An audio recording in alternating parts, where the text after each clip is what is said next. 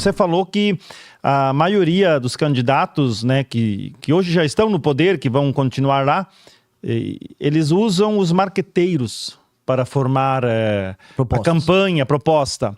Mas ele é uma pessoa paga para colocar no papel uma proposta. Diferente de você que está hoje com as suas propostas. Exato. Imagina o seguinte, imagina que você tem um partido e você vai concorrer a presidente do Brasil. O seu partido é bilionário. Você tem dinheiro para ir atrás das melhores mentes do Brasil e do mundo para produzir propostas para o teu país, o país que você diz que você ama. Aí as pessoas têm bandeirinhas do Brasil. Não, eu amo muito o Brasil. Só que você não faz isso, porque você não está se preocupando com propostas. A única coisa que você se preocupa é em ganhar uma eleição. Aí quem faz as tuas propostas de governo é um marqueteiro. Não é uma pessoa interessada em resolver o problema. Ela está interessada em mostrar para as pessoas que você tem uma proposta que chame a atenção delas e que não gere rejeição. E é isso que todos, absolutamente todos eles fazem, para todos os cargos. Eles não olham para as propostas do Brasil como soluções para o Brasil. Eles olham propostas como meios de ganhar voto. Isso é bem irritante. Isso é muito frustrante. Mas no nosso caso, não. No nosso caso, a gente tem as propostas, a gente defende elas, a gente criou as propostas, e se as propostas são impopulares, a gente vai defender do mesmo jeito. Se eu tenho uma proposta que as pessoas vão falar, Renan, não gostei, paciência, isso aqui é a solução. Porque, assim, o eleitor às vezes se comporta como criança. Criança fala, não me dá o remédio, mãe, o remédio é amargo. Tira esse xarope daqui. É pra tomar o remédio. Você sabe que a criança não pode ficar doente. Se não der o remédio, a criança pode adoecer, pode morrer. A criança não sabe. O eleitor às vezes fala, não faz isso aqui. Por exemplo, teve agora o fim da escala 6x1. Eu avisei, vai dar ruim.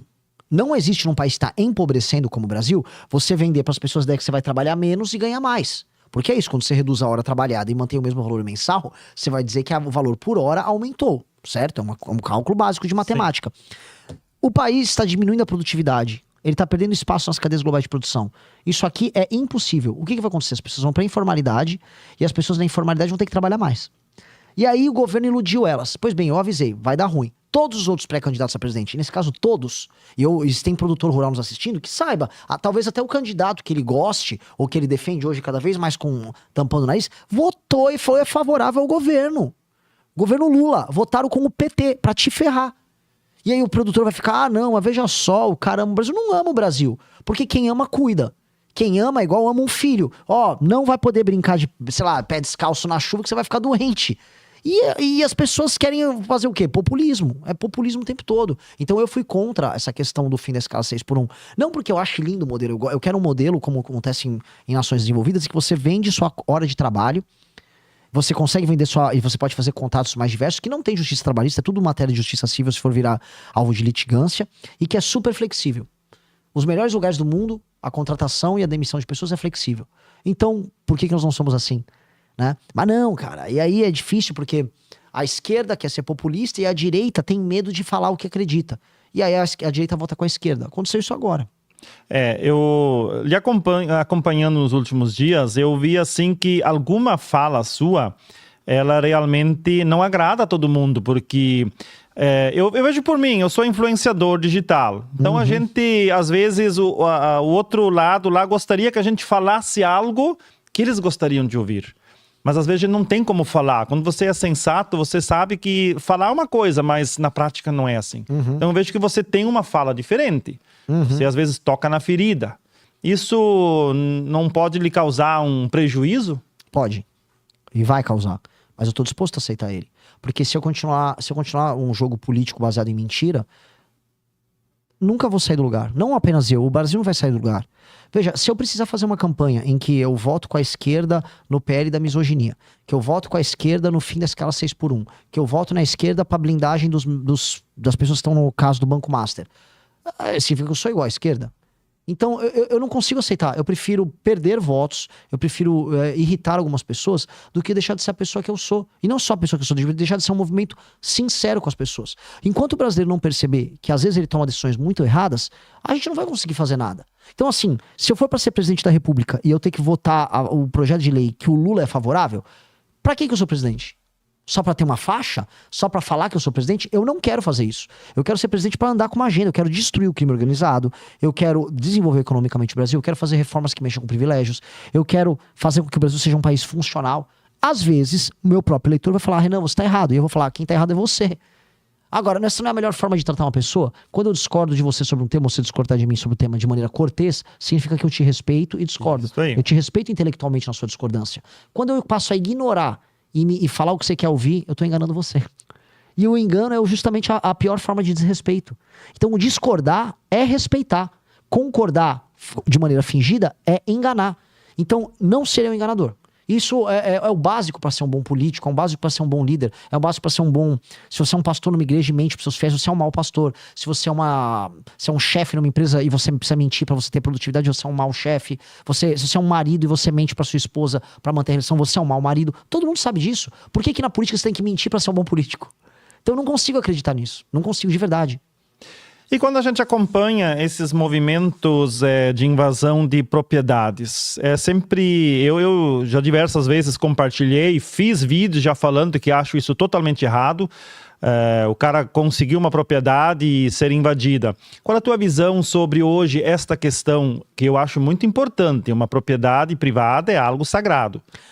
Nós temos que alterar aquilo que está na Constituição, que é a propriedade, ela deve respeitar o seu princípio da utilidade, a função social da propriedade. O que é função social da propriedade?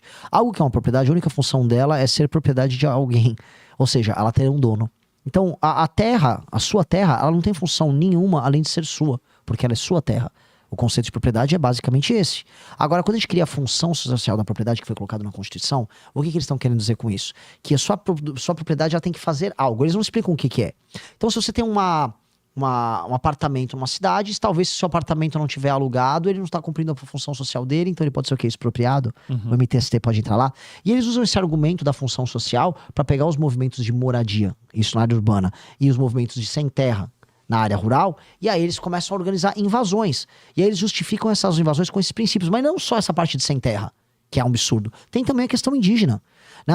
O governo federal impede, por exemplo, que as polícias estaduais possam fazer a retirada de índios que invadem propriedades rurais. Então o índio ele tem uma licença. Ele vai, invade uma propriedade geral, fica lá. Se você tirar o índio de lá, você vai pro crime federal. Então, um bando de vagabundo pintado de índio, bota um cocara, invade uma propriedade, você não pode fazer nada. Aí os caras estão querendo instigar a guerra. E aí quando a gente olha, por exemplo, os números e os dados, tentando ser generoso, tá? Que eu não sou generoso com eles, mas vamos pegar os dados assim, vai que tem alguma coisa boa sendo assentamentos. Não tem. O nível de produtividade dos assentamentos no Brasil é péssimo, é pífio. É ridículo. Ter assentamento no Brasil é basicamente favelizar o campo. Então eu não sou favorável a um modelo de tirar terra dos seus proprietários para depois você fazer uma favelinha no lugar. E essa favelinha depois, ela é revendida. Como acontece nas questões urbanas, em que você tem uma favela, aí constrói prédios no lugar, aí a pessoa vai para o apartamento e aí ela vende ou subloca o apartamento e vai fazer favela em outro lugar. Como acontece muito em São Paulo, que eu vou proibir tudo isso. Tudo isso. E não vai haver assentamento nenhum no Brasil, absolutamente nenhum, enquanto não aumentar o nível de produtividade deles para o nível de um produtor rural normal. Sabe quando eles vão conseguir levar esse nível? Nunca. Eles nunca vão conseguir. Nunca, porque eles não estão lá para ser produtor rural. E eu vou estabelecer esse critério e nunca mais vai ter esse tipo de invasão nem assentamento. E eu vou criminalizar movimentos que invadam propriedade no Brasil. Totalmente. Invadir uma propriedade, você vai preso na hora. Preso, inafiançável. Porque não existe justificativa para isso. Vai tentar explicar para um americano que, nesse instante, tem grupos de bandidos rondando propriedades rurais, sei lá, no Alabama, no Texas, e que um americano vai simplesmente deixar isso acontecer. Isso não existe na concepção do americano. Isso não existe na concepção do europeu. Agora tem que existir na nossa concepção. Isso é inferno na Terra. Nós temos que combater eles como banditismo rural, que é o que eles são. Você busca um Brasil protagonista também? Comenta aqui embaixo, deixe seu like e compartilhe nossas ideias por um Brasil protagonista.